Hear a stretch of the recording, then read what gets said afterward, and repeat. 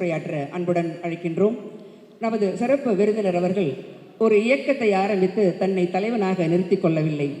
எளிய தொண்டனாக இதோ நம் முன் காமராஜரை போல் நிற்கின்றார். அவர் இப்பொழுது நமக்கு சிறப்புரை வழங்குவார். அனைவருக்கும் என்னுடைய அன்பான காலை வணக்கம். ஒரு அற்புதமான நேரத்தில் ஒரு மாமனிதருடைய 124வது பிறந்தநாள் பெருவிழாவில் நாம் எல்லோரும் கூட பங்கெடுத்து கொண்டிருக்கின்றோம். மிக முக்கியமாக தமிழகத்தில் எந்த பள்ளிக்கூடத்தினுடைய மாணவ செல்வங்களுக்கு காமராஜர் ஐயாவை பற்றி தெரிந்திருக்கிறதோ, ஆழமாக புரிந்திருக்கிறதோ எனக்கு தெரியவில்லை. ஆனால் நிச்சயமாக நம்முடைய விவேகானந்தா வித்யாலயா மெட்ரிக் மேல்நிலை பள்ளி ஒரு ஆண்டும் கூட இந்த நாளை கல்வி வளர்ச்சி நாளாக, கர்மவீரர் காமராஜர் ஐயாவுடைய பிறந்த நாளை கல்வி வளர்ச்சி நாளாக தொடர்ந்து கொண்டாடி கொண்டிருக்கின்றீர்கள். பெரிய பெரிய மனிதர்கள்லாம் இந்த மேடைக்கு வந்து காமராஜர் ஐயாவை பற்றி பேசியிருக்கின்றார்கள். ஐயா, நான் பெரிதும் மதிக்கக்கூடிய தமிழருவி மணியன் ஐயா அவர்கள் இங்கே வந்து பேசியிருக்கின்றார்கள். கர்மவீரர் காமராஜர் ஐயாவை மிக அருகில் இருந்து பார்த்தவர்கள் இங்கே வந்து பேசியிருக்கின்றார்கள். எனக்கு மேடையில் இருக்கும் பொழுது இந்த பள்ளியினுடைய செயலராக இருக்கக்கூடிய போற்றுதலுக்குரிய ஐயா எக்ஸலன் ராமசாமி அவர்கள் என்று சொன்னார். ஐயா, தமிழருவி மணியன் அவர்கள் இங்கே வந்து காமராஜர் ஐயாவை பற்றி பேசிவிட்டு மாணவ செல்வங்களுக்கு சில கேள்விகளை கேட்டாங்க. அப்போ மாணவ செல்வங்கள் காமராஜர் ஐயாவை பற்றி எல்லா கேள்விக்குமே பதில் சொல்ல ஆரம்பித்த பிறகு தமிழருவி மணியன் ஐயாவே ஒரு நிமிஷம் ஸ்டன் ஆயிட்டார். எப்படி என்ன கேள்வி கேட்டாலும் பதில் சொல்கிறாங்களே. எனக்கு அருகில் மேடையில் இருக்கக்கூடிய இந்த பள்ளியினுடைய தலைவராக இருக்கக்கூடிய ஐயா வீனஸ் குமாரசாமி அவர்கள் இன்னொரு வார்த்தையை சொன்னாங்க. நம்ம பள்ளி மாணவங்கிட்ட நீங்கள் காமராஜர் ஐயாவை பற்றி என்ன கேள்வியை கேட்டாலும் பதில் சொல்லுவாங்க. ஏன்னா அந்த அளவுக்கு ட்ரெயின் ஆகிருக்கிறாங்க. காமராஜர் ஐயாவை பற்றி பேசி பேசி பேசி பேசி எல்லா மாணவ செல்வங்களுக்கும் ஐயாவை பற்றி நன்றாக தெரியும் என்று சொன்னார்கள். எத்தனை பள்ளியில் இவ்வளவு தைரியமாக மாணவர்களை வைத்துக்கொண்டு காமராஜர் ஐயாவுடைய வாழ்க்கையை முழுவதுமாக இவர்கள் படித்திருக்கின்றார்கள் என்று எவ்வளவு சொல்ல முடியுங்க. 1902ஆம் ஆண்டு பிறந்தவர் கர்மவீரர் ஐயா. இன்னைக்கு அவர் இருந்திருந்தால் 124 வயது அவருக்கு ஆகியிருக்கும். 1975 நம்மை விட்டு பிரிந்து இறைவனடி சேர்ந்திருக்கின்றார்கள். வாழ்ந்த வருடங்கள் பார்த்தீங்கன்னா 73 ஆண்டுகள் தமிழக மண்ணில் மக்களுக்காக வாழ்ந்த ஒரு மாமனிதர். 1902 பிறந்தார்னா அது வேறொரு காலம், வேறொரு யுகம். சுதந்திரத்திற்கான ஒரு பெரிய தாகம் இருந்துச்சு, ஒரு வேள்வி இருந்துச்சு.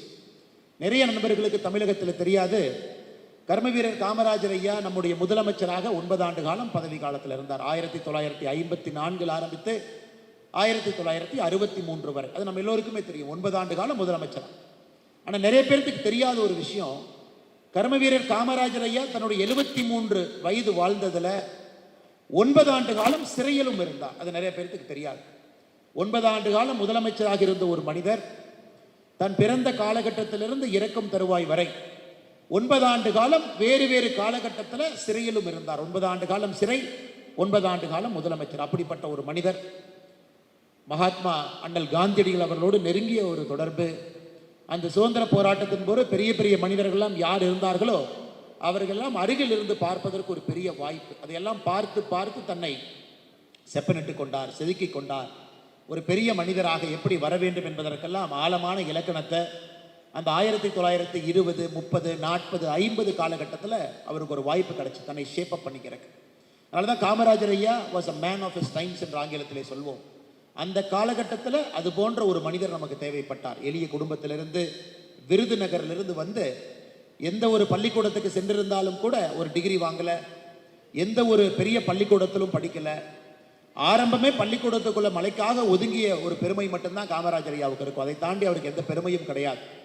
ஆனால் அவருடைய காலகட்டத்தில் கல்விக்காக தமிழகத்தில், இந்திய வரலாற்றில் ஒரு அரசியல் தலைவர், ஒரு முதலமைச்சர் கல்விக்காக ஒரு பெரிய அஸ்திவாரத்தை யார் போட்டதுன்னு கேட்டிங்கன்னா அது கர்மவீரர் காமராஜர் ஐயாவு தான்.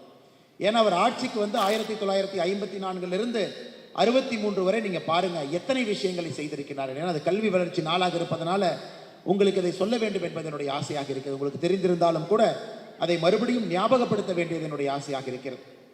6 வயதிலிருந்து 11 வயது. இன்னைக்கு நிறைய குழந்தைகள் மேடையின் மீது வந்து பரிசு வாங்கிட்டு போனீங்க, உட்கார்ந்துருக்கிறீங்க. 6 வயதிலிருந்து 11 வயதுக்குள்ள நீங்கள் எல்லாமே இருக்கிறீங்க. காமராஜர் ஐயா முதலமைச்சராக 1954 பதவிக்கு வந்த பொழுது தமிழகத்தில் 45% குழந்தைகள் மட்டும்தான் பள்ளிக்கு போனாங்க. 55% குழந்தைகள் இந்த வயசில் பள்ளிக்கு போகல. வீட்டு வேலை செய்யணும், காட்டு வேலை செய்யணும், அம்மா கூலி வேலைக்கு போனால் அவங்களும் கூலி வேலைக்கு போகணும். ஊட்டி மாதிரி தேயிலை இடத்துக்கெல்லாம் போனீங்கன்னா அம்மா அந்த குழந்தைய மடியில் வச்சுக்கிட்டே தேயிலை பறிச்சுட்டு இருப்பாங்க, அந்த குழந்தை மரத்துக்கு கீழே தூங்கிட்டு இருப்பாங்க. அது இன்னும் கூட ஆங்காங்க நம்ம பார்க்க முடியுது. ஆனால் காமராஜர் ஐயாவுடைய காலத்தில் 1954 வெறும் 45%, ஒன்லி 45% ஸ்கூலுக்கு போயிருந்தாங்க. அவர் ஆட்சி கட்டலிருந்து இறங்கும் பொழுது 1963 அதை 80% உயர்த்தி காட்டிய ஒரு பெருமை. யோசிச்சு பாருங்க, 45%லிருந்து 80%ற்கு கிட்டத்தட்ட 35% உயர்த்தி 80% விட்டுட்டு போனார். 1952 அவர் ஆட்சிக்கு வர்றதுக்கு 2 வருஷம் முன்னாடி தமிழகத்தில் பள்ளிக்கூடத்தில் படிக்கக்கூடிய மாணவர்கள் மொத்தமாக 3,33,000 பேர், அவ்வளவு பேர் தான் பள்ளிக்கூடத்தில் படிச்சாங்க. ஆனா காமராஜர் ஐயாவுடைய ஆட்சி கட்டலிருந்து இறங்கும் தருவாயில 9,44,000 பேர். எந்த அளவுக்கு உயர்த்தி இருக்கார் பாருங்க. அதாவது இன்னைக்கெல்லாம் எந்த முதலமைச்சருக்கும் எந்த ஒரு தலைவருக்கும் ஆணித்தரமாக நீங்க டேட்டா பேஸ்ட் எவிடன்ஸோடு சொல்ல முடியாது. காமராஜர் ஐயா வரும்போது இப்படி இருந்துச்சு, காமராஜர் ஐயா ஆட்சி கட்டலிருந்து போகும்போது எப்படி இருந்துச்சு. எதற்காக இதை நான் திரும்ப திரும்ப சொல்றேன்னாங்க, இன்னைக்கு பல இடத்துல காமராஜர் ஐயாவை பத்தி எப்படி சொல்லுவாங்கன்னா, எளிய மனிதர். உண்மைதான், எளிய மனிதர் தான். நேர்மையான மனிதர். உண்மைதான், நேர்மையான மனிதர். படிக்காத ஒரு மேதை. உண்மைதான், படிக்காத ஒரு மேதை. ஆனா நிறைய இடத்துல காமராஜர் ஐயாவுடைய அட்மினிஸ்ட்ரேட்டிவ் எக்ஸ்பீரியன்ஸ் பத்தி பேசுறது இல்லை. இன்னைக்கு ஒரு அட்மினிஸ்ட்ரேஷன் பண்ணணும்னா MBA படிச்சிருக்கணும், ஒரு பெரிய ஒரு மனிதராக இருக்கணும், அதிக பணம் செலவு செய்து பெரிய பெரிய கல்லூரியில் படித்திருக்கணும் அப்படின்னு இருக்கக்கூடிய காலகட்டத்தில் எதையுமே படிக்காத ஒரு மனிதர் அட்மினிஸ்ட்ரேஷன்ல, ஆட்சி அதிகாரத்தில் ஒரு புரட்சி செய்திருந்தார் என்றால் அது கர்மவீரர் காமராஜர் ஐயா தான். 3 லட்சத்திலிருந்து 9 லட்சத்திற்கு பள்ளிக்கூடத்துக்கு செல்லக்கூடிய மாணவர்களை உயர்த்தி காட்டியவர். அது மட்டும் இல்லைங்க, காமராஜர் ஐயா காலத்தில் தான் இன்னொரு பெரிய விஷயத்தை கொண்டு வந்தாங்க. ஒரு பள்ளிக்கூடத்துக்கு குழந்தை போக வேண்டும் என்றால் 2-3 விஷயம் இருக்கணும். ஒன்று, ஏன்னா ஏற்கனவே ஐயா பேசும் பொழுது சொன்னாங்க, ஒரு முறை தன்னுடைய அம்பாசிடர் காரில் முதலமைச்சரான புதுசில் போகிறாங்க. அப்போ ரயில்வே கேட் போடப்பட்டிருக்கிறது. ரயில்வே கேட்டுக்காக அந்த கார் நிற்கிறது. அப்போ ஒரு பையன் தூரத்தில் ஆடு மேய்ச்சிட்டு இருக்கிற பையனை கூப்பிட்டு காமராஜர் ஐயா கேட்குறாரு, ஏன் தம்பி ஸ்கூலுக்கு போலியான்னு. அந்த சின்ன தம்பி பேசுறாரு, இல்லை ஸ்கூலுக்கு போலின்னு. ஏன் ஸ்கூலுக்கு போலின்னு? அதில் காமராஜர் ஐயாவுக்கு அந்த சின்ன தம்பி சொல்கிறாரு, ஐயா ஸ்கூலுக்கு போனால் சாப்பாடு யார் போடுவான். அப்படியே கோட்டைக்கு போகிறாரு, சென்னைக்கு போகிறாரு. தலைமைச் செயலாளர் சீஃப் செக்ரட்டரியை கூப்பிட்டு கேட்குறார், தமிழ்நாட்டில் இருக்கக்கூடிய எல்லா பள்ளிக்கூடத்திற்கும் நாம் மதிய உணவு கொடுக்க வேண்டும் என்றால் எவ்வளவு செலவாகும்? நீங்கள் நல்லா யோசிச்சுக்கங்க. தமிழ்நாட்டினுடைய அன்றைய பட்ஜெட் என்பது 47 கோடி. ஐயா எனக்கு பேசுறதுக்கு முன்பு எக்ஸலான் ஐயா சொன்னாங்க 47 கோடி. இன்றைய பட்ஜெட் வந்து 4,67,000 கோடி. இன்றைய பட்ஜெட் என்பது 10,000 மடங்கு அதிகம். 10,000 மடங்கு. காமராஜர் ஐயாவுடைய முதல் ஆட்சியில் இருந்த பட்ஜெட்டுக்கும் தமிழ்நாட்டினுடைய மொத்த பட்ஜெட்டுக்கும் இன்னைக்கு இருக்கக்கூடிய பட்ஜெட்டுக்கும் 10,000 மடங்கு இன்னைக்கு பட்ஜெட் அதிகம். நல்லா யோசிச்சுக்கணும். அந்த காலகட்டத்தில் ஒரு முதலமைச்சர் முடிவு செய்கிறாரு, நமக்கு இருக்கக்கூடிய வருமானமே குறைவு தான், நாடு சுதந்திரம் அடைந்து 5 ஆண்டுகள் தான் ஆகுது, இப்பதான் வளர ஆரம்பிக்கிறது, வருமானம் இல்லை, மக்கள் ஏழை மக்களாக இருக்கின்றார்கள், பட்டினிச்சாவு நடக்குது.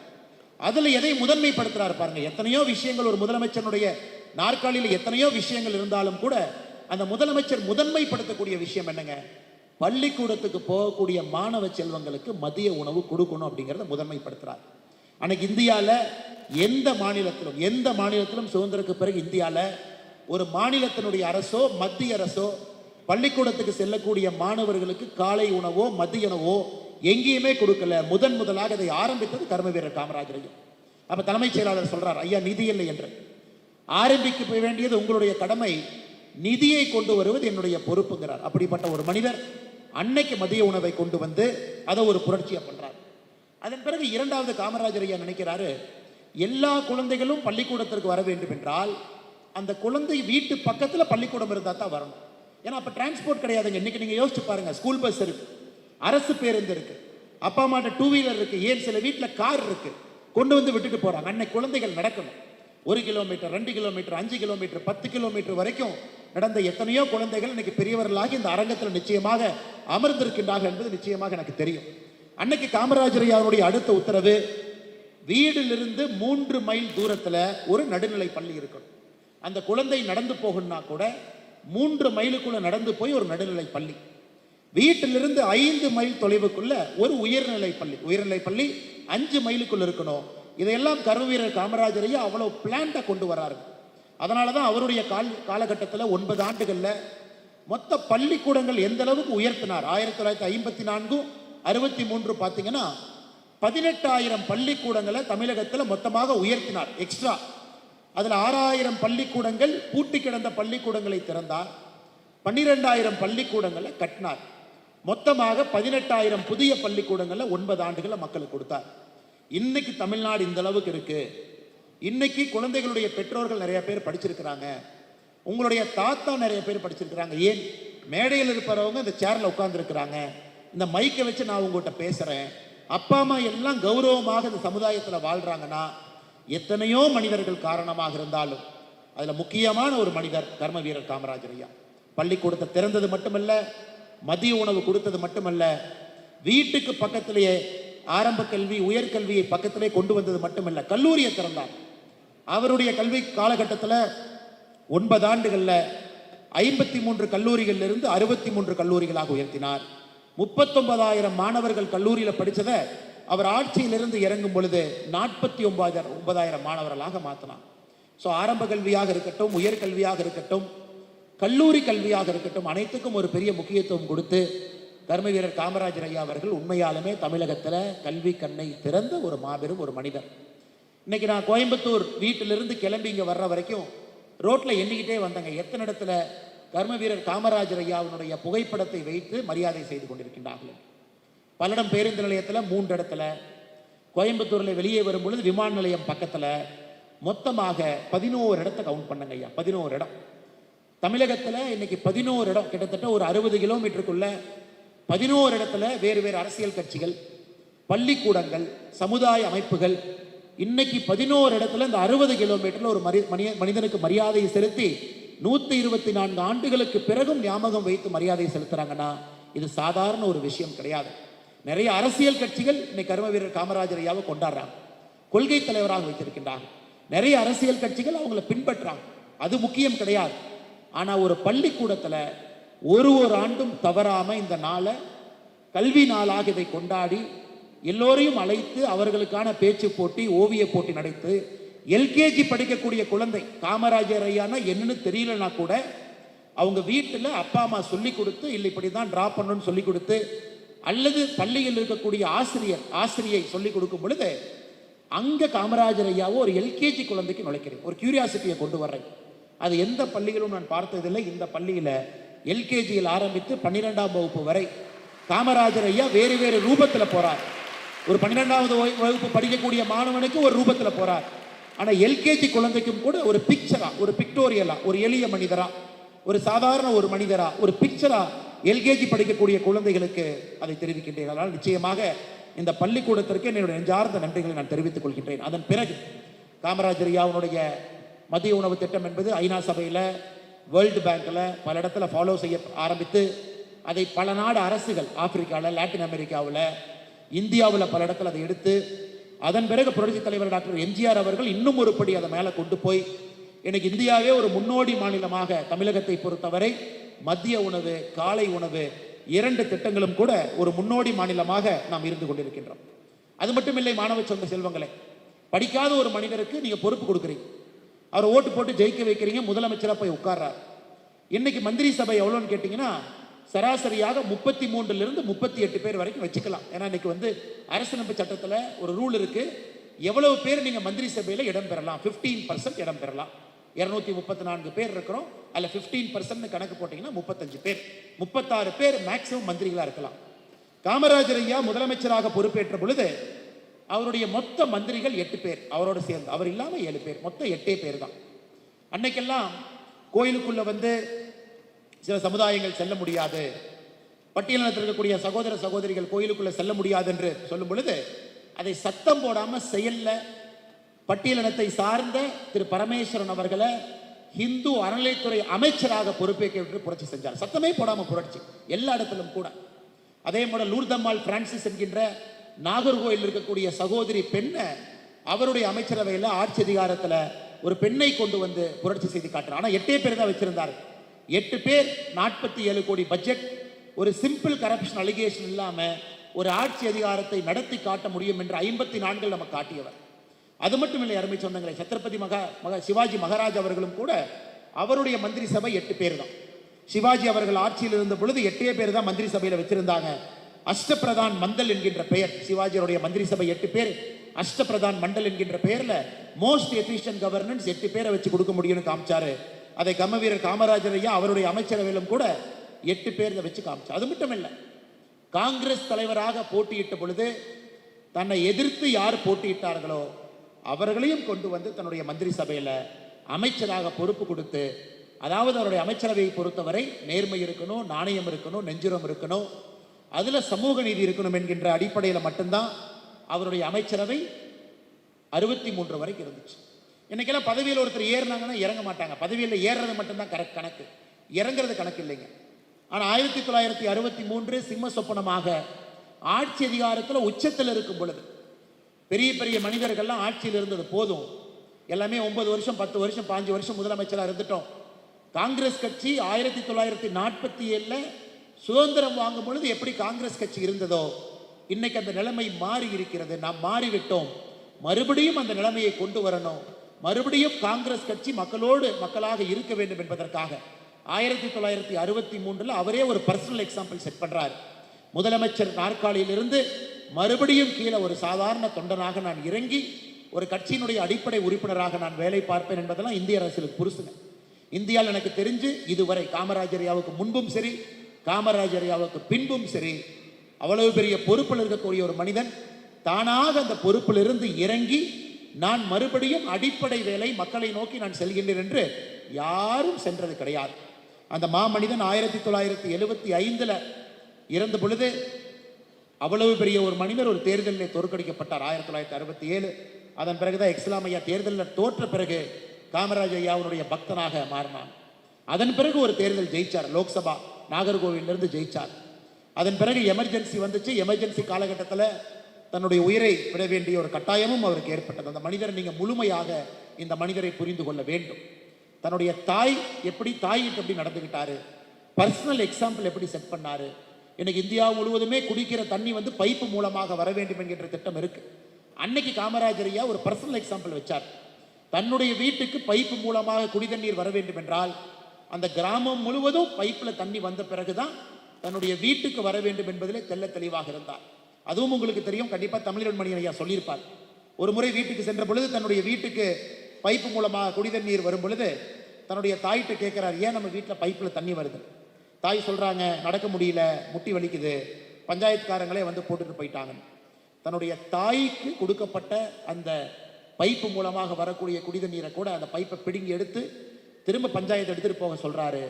லோக்கல் பஞ்சாயத்தை சொல்றாரு முதலமைச்சராக, ஊருக்கெல்லாம் பைப்பில் தண்ணி கொடுத்த பிறகு என் வீட்டுக்கு கொடுங்கிறார். ஒரு முதலமைச்சர் எப்படிப்பட்ட பர்சனல் எக்ஸாம்பிளை 1950 காலகட்டத்தில் ஒரு முதலமைச்சர் அவர்கள் செய்திருக்கின்றார்கள். இதுதான் இன்னைக்கு உங்களை மோட்டிவேட் பண்ணணும். இங்கே இருக்கக்கூடிய குழந்தைகள், நீங்கள் இதெல்லாம் கேட்டுட்டு ஒரு செய்தியாக ஒரு கதையாக கேட்டுட்டு இங்கிருந்து வெளியே போனதுக்கப்புறம் உலகம் இந்த மாதிரி இல்லையே, காமராஜர் ஐயா மாதிரி உலகம் இல்லையே, இன்னைக்கு மட்டும்தான் மேடையில் பேசுகிறாங்க, ஆனால் காமராஜர் ஐயாவு மாதிரி மக்கள் வாழ்றதில்ல, காமராஜர் ஐயாவை போல ஆட்சியாளர்கள் இல்லை என்று சொல்லி நீங்கள் நடந்து விடக்கூடாது. இந்த நோக்கமெல்லாம் ஏன் படிப்படியாக இவ்வளவு விஷயத்தை செய்கிறாங்கன்னா, இங்கிருந்து அடுத்த காமராஜரை உருவாக்க வேண்டும் என்பதற்காகத்தான் இந்த நிகழ்ச்சியே நடக்குதுன்னு நீங்கள் நல்லா புரிஞ்சுக்கணும். அதனால் காமராஜர் ஐயாவை பற்றி இவ்வளவு பேசுவதற்கான காரணம், காமராஜர் ஐயாவை போல உங்களை உருவாக்கணும். எளிமை இருக்கணும், நேர்மை இருக்கணும், நாணயம் இருக்கணும், உங்களுக்கு கல்வி அறிவு இருக்கு. காமராஜர் ஐயாவுக்கு கல்வி அறிவு இல்லை, ஞான அறிவு மட்டும்தான். ஞான அறிவில் இவ்வளவு விஷயம் செஞ்சார். உங்களுக்கு கல்வி அறிவு, அப்பா அம்மா ரிஸ்க் எடுத்து கஷ்டப்பட்டு இந்த பள்ளிக்கூடத்தில் உங்களை படிக்க வைக்கிறாங்க. பள்ளிக்கூடமும் 41 ஆண்டுகளாக 1985 இருந்து இந்த இடத்துல உங்களுக்கு அந்த கல்வியை போதித்துக் கொண்டிருக்கிறதுனால நீங்கள் காமராஜர் ஐயாவுடைய குவாலிட்டி உங்களுக்கு வரணும். அதுபோல் நீங்கள் வாழ வேண்டும் என்பதற்காகத்தான் இவ்வளவு நிகழ்வுகள் இங்கே நடந்து கொண்டிருக்கிறது. அது மட்டும் இல்லை, காமராஜர் ஐயாவுடைய காலத்தில் 9 ஆண்டுகள் தெளிவாக இருந்தார். எந்த காரணத்திற்கு கூட தமிழகத்தில் இன்னைக்கு டாஸ்மாக் என்று சொல்லக்கூடிய கடைகளோ சாராய கடைகளோ நாங்கள் திறக்க மாட்டோம் என்பதில் தெல்ல தெளிவாக இருந்தார். 47 கோடி ரூபாய் பட்ஜெட்டும் கூட சுத்தமான ஒரு பட்ஜெட். ஒருவரை குடிக்க வைத்து அதிலிருந்து வரக்கூடிய பணத்தின் மூலமாக ஒரு அரசு ஒரு பட்ஜெட்டை போட்டு மக்களை முன்னேற்றுகின்றோம் என்று சொல்லவில்லை. அந்த அந்த நெஞ்சுரமும் அந்த நேர்மையும் காமராஜர் ஐயாவுக்கு இருந்துச்சு. ஆனால் இன்னைக்கு தமிழகத்தில் எத்தனை பேர் குடிக்கிறாங்கன்னு கேட்டிங்கன்னா, சமீபத்தினுடைய ஆய்வின்படி 18 வயசுலேருந்து 70 வயசு ஆண்கள் எடுத்துக்கிட்டிங்கன்னா 24% பேர் குடிக்கிறாங்க. குடிக்கின்ற ஆண்களில் 18% பேர் போதைக்கு அடிமையாக, ஆல்கஹால் அடிக்ஷன் அவங்களுக்கு இருக்கு. இதையெல்லாம் எதிர்க்க வேண்டிய கட்டாயமும் கடமையும் நமக்கு இருக்கு. இன்னைக்கு எல்லா குழந்தைகளையும் சென்சிடைஸ் பண்ணணும், ஆல்கஹாலை பற்றி சென்சிடைஸ் பண்ணணும், ட்ரக்ஸை பற்றி சென்சிடைஸ் பண்ணணும், பேரண்ட்ஸை நம்ம சென்சிடைஸ் பண்ணணும். ஒரு ஆரோக்கியமான சமுதாயத்தை, ஒரு மதுவில்லாத, போதை இல்லாத ஒரு ஆரோக்கியமான சமுதாயத்தை நாம் உருவாக்க வேண்டும் என்றால் நாம் அனைவரும் ஒன்று சேரும் பொழுது மட்டும்தான் அது நடக்கும். தமிழகத்தில் 24% பேர் ஆண்கள் 18லிருந்து 70 வயசு குடிக்கிறாங்க அப்படிங்கிறது 4ல் ஒருத்தர். அப்படி எப்படிப்பட்ட சமுதாயத்தை நாம் உருவாக்கி கொண்டிருக்கின்றோம்னு யோசிச்சு பாருங்க. அதில் குடிக்கிறவங்கள 18% பேர் அடிக்ஷன் இருக்கு, அதன் மீது ஒரு ஒரு ஒரு மீள முடியாத ஒரு விஷயம் இருக்குன்னா எப்படிப்பட்ட சமுதாயத்தை உருவாக்குறோம்னு நீங்க பாருங்க. தமிழகத்தில் அதிகரித்திருக்கக்கூடிய இந்த கஞ்சா புழக்க வழக்கத்தையும் கூட கட்டுப்படுத்த வேண்டிய கடமை நம்முடைய சமுதாயத்துக்கு இருக்கு. அதையும் கூட நீங்கள் கவனத்தில் எடுத்துக்கொண்டு இந்த 1 மாத காலமும் கூட வீதலிட சமைப்பு தமிழ்நாடு முழுவதுமே இதை ஒரு பெரிய ஒரு மாபெரும் மக்கள் இயக்கமாக எடுத்திருக்கின்றோம். அதில் நீங்களும் பங்கு பெற வேண்டும் என்று அன்போடு கேட்டுக்கொள்கின்றேன். அதே நேரத்தில் மாணவ செல்வங்கள் நீங்கள் தெளிவாக இருக்கணும். குடிக்கிறவங்களை நீங்கள் பார்த்தீங்கன்னா நாங்கள் சொல்கிறத விட நீங்கள் சொன்னீங்கன்னா அவங்க கண்டிப்பாக விடுவாங்க. அதனால் உங்கள் வீடாக இருக்கட்டும், தெருவாக இருக்கட்டும், எல்லா இடத்திலும் கூட மாணவ செல்வங்கள் நீங்களும், ஏன்னா இந்த சமுதாயத்தில் நீங்கள் வாழ போகிறீங்க, இந்த சமுதாயத்தை நீங்கள் வருங்காலத்தில் ஆள போகிறீங்க. அதனால் நல்ல ஒரு சமுதாயத்தை உருவாக்க வேண்டிய ஒரு கடமையும் கட்டாயமும் இங்கே இருக்கக்கூடிய மாணவ செல்வங்களுக்கும் இருக்குது. அதை மறந்து விடாதீர்கள் என்று சொல்லி மறுபடியும் இந்த அற்புதமான பள்ளிக்கூடம் 41 ஆண்டுகளை தாண்டி தேசிய உணர்வு மிக்க ஒரு மாணவ செல்வங்களை இங்கிருந்து மாணவர்களை அனுப்பும் பொழுதே தேசியவாதிகளாகும். நாடு முதல், மை நேஷன் ஃபர்ஸ்ட் என்கின்ற ஒரு சிங்கிள் ஐடென்டிட்டியில் இங்கிருந்து 1000 மாணவ செல்வங்களை ஒரு ஆண்டும் கூட தயார் செய்து வெளியே அனுப்பி கொண்டிருக்கின்றீர்கள். அது சாதாரண ஒரு வேலை கிடையாது. அதனால் நிச்சயமாக இந்த காலகட்டத்திலும் கூட உங்களை இந்த நேரத்தில் பாராட்டி ஆக வேண்டும். கர்மவீரர் காமராஜர் ஐயா ஒரு தேசிய கட்சியில் பணியில் இருந்த பொழுது கூட மிக தெளிவாக இருந்தார். அப்போ பண்டிட் நேரு இந்தியாவுடைய பிரதமராக யோசிச்சு பாருங்க, நேரு எவ்வளவு பெரிய மனிதர். அப்படி இருக்கும் பொழுது இந்தியா மிகப்பெரிய ஒரு நாடு, இந்தியா முதல் நாடு, அதிலே தமிழகத்தை முதன்மையாக கொண்டு வர வேண்டும் என்கின்ற ஒற்றை நோக்கத்தில் தமிழ்நாட்டினுடைய உரிமைகளை எங்கேயும் விட்டு கொடுக்காமல் ஒரு மிகச்சிறந்த முதலமைச்சராக இருந்த ஒரு மாமனிதர். இன்னைக்கு காமராஜர் ஐயாவை பார்த்து ஏங்கிட்டு இருக்கிறோம். விவசாயம் highest, agriculture land, irrigated land highest இருந்தது கர்மவீரர் காமராஜர் ஐயா 1964. அதன் பிறகு இரிகேட்டட் லேண்ட், நீர் மூலமாக விவசாயம் செய்யக்கூடிய நிலம் என்பது காமராஜர் ஐயாவுடைய காலத்திற்கு பிறகு கிட்டத்தட்ட தமிழகத்தில் 2.5 லட்சம் ஏக்கர் குறைந்திருக்கிறது. காரணம், காமராஜர் ஐயாவுக்கு பிறகு யாரும் டேம் கட்டல, காமராஜர் ஐயாவுக்கு பிறகு விவசாயத்துக்கு யாரும் முக்கியத்துவம் முன்னுரிமை கொடுக்கல. அதையெல்லாம் நீங்கள் ஒரு இயக்கமாக இங்க இருக்கக்கூடிய மாணவ செல்வங்கள் இதெல்லாம் நான் வச்சுக்கணும். நீங்க இன்னும் 20 ஆண்டுகள் கழித்து வரும்பொழுது எப்படிப்பட்ட இந்தியா தமிழ்நாடு இருக்குன்னு யோசிச்சு பார்த்துங்க. அது நல்ல தமிழ்நாடாக இருக்க வேண்டும், நல்ல இந்தியாவாக இருக்க வேண்டும் என்றால் உங்களுடைய அடிப்படை கடமையிலிருந்து நீங்கள் தவறக்கூடாது என்று சொல்லி மிக பொறுமையாக காலையிலிருந்து இந்த அரங்கத்தில் இருக்கக்கூடிய எல்லா மாணவ செல்வங்களுக்கும், பெற்றோர்கள் பெரும் அளவில் இங்கே வந்திருக்கின்றார்கள், இந்த விழாவுக்கு வந்திருக்கின்றார்கள், பெற்றோர்களுக்கும் பத்திரிகை நண்பர்களுக்கும், கிட்டத்தட்ட 20 பள்ளியினுடைய பிரின்சிபல்ஸ் அவங்க இங்கே சிறப்பு விருந்தினர்களாக அவர்கள் வந்திருக்கின்றார்கள், அவர்களுக்கும், இந்த இயக்கத்தை சார்ந்தவர்கள் எல்லோரும் பெரிய அளவில் வந்திருக்கின்றார்கள், அவர்களுக்கும், இந்த பள்ளியினுடைய ஆசிரியர் பெருமக்கள் அவர்களுக்கும், குறிப்பாக நான் டீச்சிங் ஸ்டாஃப், இந்த பள்ளியில் இருக்கக்கூடிய வாட்ச்மேன் ஐயாவிலிருந்து ஆரம்பித்து உள்ள இருக்கக்கூடிய ஆயம்மா வரைக்கும் எல்லோருமே உங்களுக்காக தன்னுடைய வாழ்க்கையை அர்ப்பணித்து பணி செய்து கொண்டிருக்கின்றார்கள். அவர்களையும் இந்த நேரத்தில் அவர்களையும் நினைவில் கொண்டு வாய்ப்பு கொடுத்த நல்ல உள்ளங்களுக்கு நன்றி தெரிவித்து, விவேகானந்தா வித்யாலயா மெட்ரிக் மேல்நிலை பள்ளி இன்னைக்கு 41 ஆண்டுகளாக இருந்தாலும் வரக்கூடிய ஆண்டுகளில் இன்னும் மென்மேலும் பெரிய உயரத்திற்கு செல்ல வேண்டும் என்று வாழ்த்தி வணங்கி என்னுடைய உரையை முடித்துக் கொள்கின்றேன். நன்றி, வணக்கம். தமிழ்நாடு வாழ்க, பாரதத்தினுடைய புகழ் உலகெங்கும் ஓங்குக. இதைத்தான் மடை திறந்த வெள்ளம் என்பார்களோ.